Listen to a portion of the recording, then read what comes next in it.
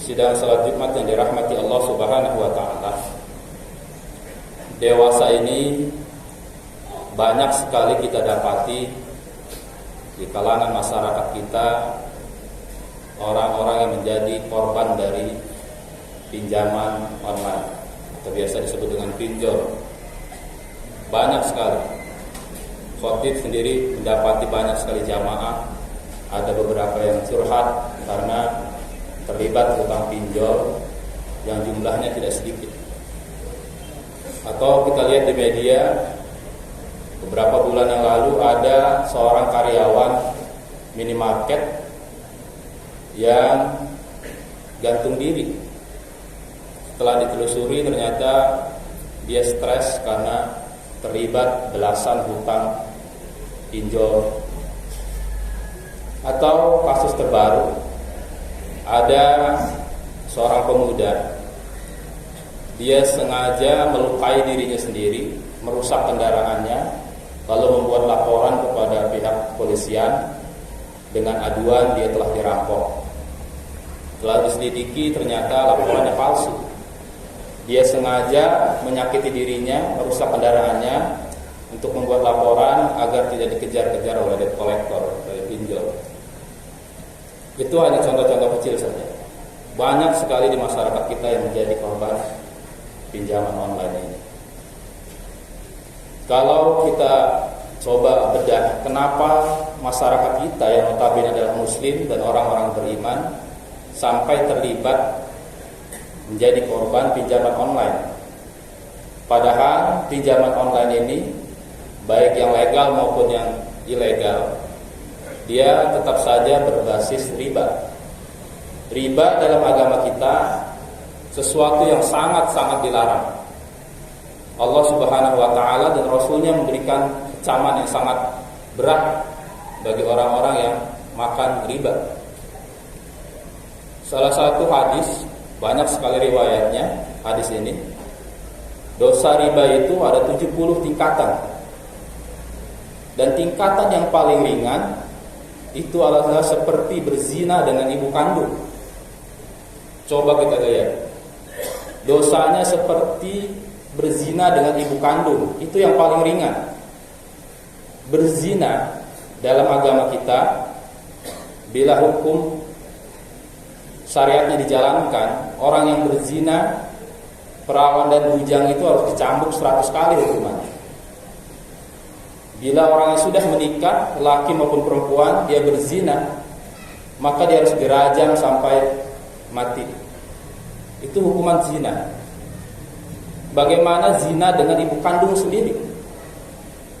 Ini dosa riba yang paling ringan, yaitu berzina dengan ibu kandung sendiri, perumpamaan. Atau dalam hadis lain, Nabi mengatakan orang yang sengaja dengan sadar memakan 1 dirham uang riba setara dengan 36 kali berzina. Naudzubillah. Ini yang khatib merasa kita harus pahami, bahwa pinjaman online ini adalah basisnya riba. Karena apa? Kita pinjam sekian dengan tempo sekian, maka akan berbunga. Riba ini memang terjadi di 2 transaksi biasanya. Satu, transaksi pinjam meminjam, ada namanya riba qard dan riba jahiliyah. Dalam transaksi jual beli ada riba fadl dan ada riba nasi'ah. Kalau kita lihat riba dari pinjaman online ini adalah mirip seperti riba jahiliyah. Karena kita memperoleh pinjaman dengan waktu tempo sekian, bila tidak mampu melunasi dia akan terkena denda. Atau dalam waktu jangka sekian hari dia akan berbunga sekian persen. Mirip dengan riba jahiliyah yang sangat dilarang dalam agama kita. Oleh karenanya kita harus membentengi keyakinan kita bahwa ini adalah pelanggaran terhadap Allah Subhanahu wa taala. Ini maksiat yang luar biasa. Memang riba dari online ini banyak sekali menyasar kepada generasi muda. Ada riset mengatakan bahwa rata-rata yang menjadi korban pinjol ini adalah anak-anak yang maksimal berusia 19 tahun. Mengapa? Karena anak-anak sekarang lebih adaptif terhadap teknologi informasi, makanya mereka mudah sekali terjerat pinjol. Kalau kita lihat pada ajaran agama kita, riba ini memang penyakit lama. Dari masa jahiliyah, bahkan dari nabi-nabi sebelumnya, riba ini sudah menjadi penyakit. Karena sudah menjadi penyakit, menjadi kebiasaan masyarakat jahiliyah, Allah Subhanahu wa taala pun ketika mengharamkan riba tidak langsung mengharamkan dalam satu ayat. Karena mengapa? Karena ini sudah mengakar, mengurat, mendarah daging menjadi kebiasaan orang jahiliyah pada waktu itu. Maka pelarangannya pun secara bertahap. Allah Maha tahu, kalau langsung diharamkan mungkin banyak orang yang merasa keberatan. Oleh karenanya Allah Subhanahu wa taala memberikan tahapan dalam perharapan riba ini. Pertama, yaitu dalam surat Ar-Rum ayat 39. Wa ma ataitum mir riban liyarbu fi amwalin nas fala yarbu 'indallah.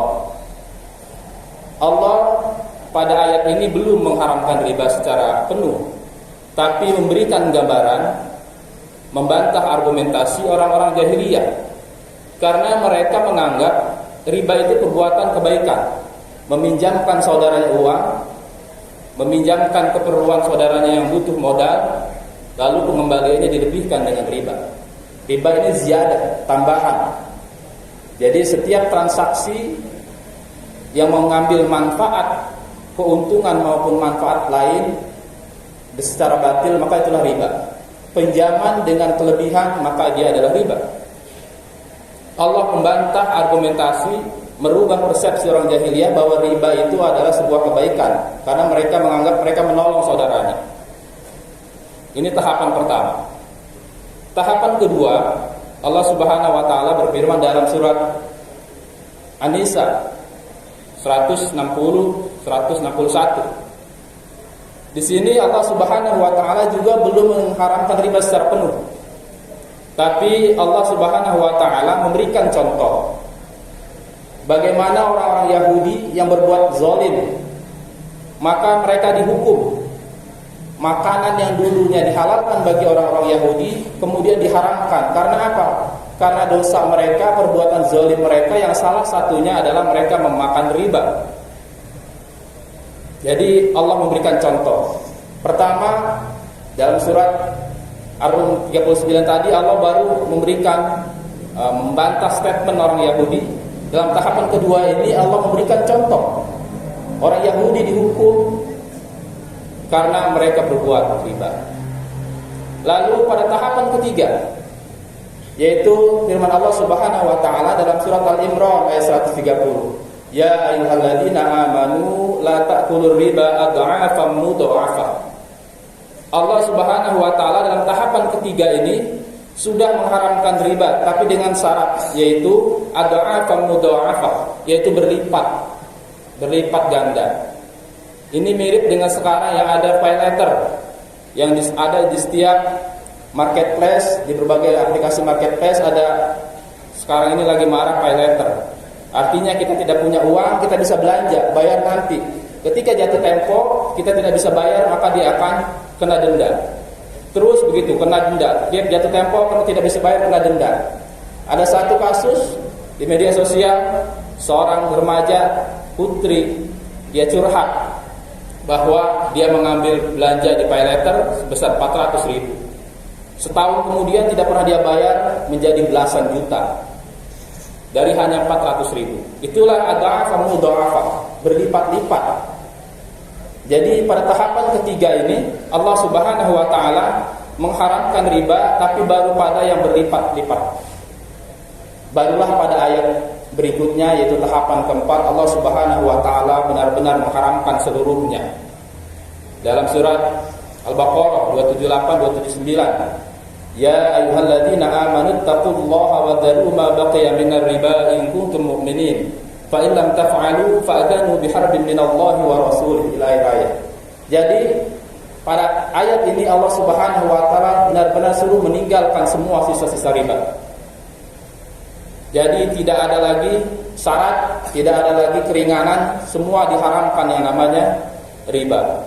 Ayat ini asbabun nuzulnya adalah ketika orang-orang Taif di masa jahiliyah mereka masih punya piutang riba karena mereka kebiasaan mereka meminjamkan dengan riba. Lalu mereka ketika sudah ada tanda-tanda akan diharamkan riba, mereka tidak mau ditagih, mereka tidak mau membayar hutangnya. Diadukan ini kepada Rasulullah, lalu turunlah ayat ini. Wahai orang yang beriman, bertakwalah, tinggalkanlah sisa-sisa riba ini. Jadi piutang kita yang masih ada pada orang lain yang masih mengandung riba boleh diambil, hanya pokoknya saja, kelebihannya tidak bisa diambil karena itu adalah riba.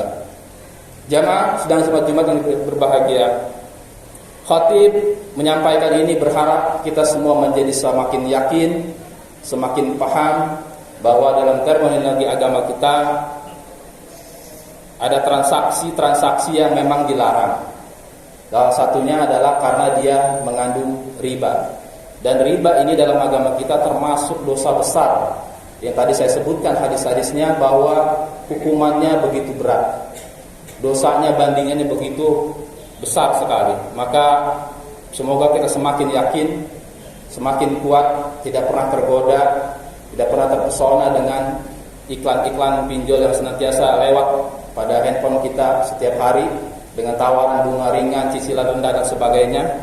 Jangan sampai kita karena alasan kepepet dan sebagainya lalu kita coba-coba untuk pinjam dari pinjol tersebut. Karena biasanya kalau sudah pinjam sekali akan sulit sekali lepas. Mudah-mudahan Allah memberikan kekuatan kepada kita meninggalkan dari perbuatan riba. Barakallahu li wa lakum bil Qur'anil azim wa nafa'ani wa iyyakum bil ayati wa dzikril hakim wa taqabbala minni wa minkum tilawatahu was samiul alim.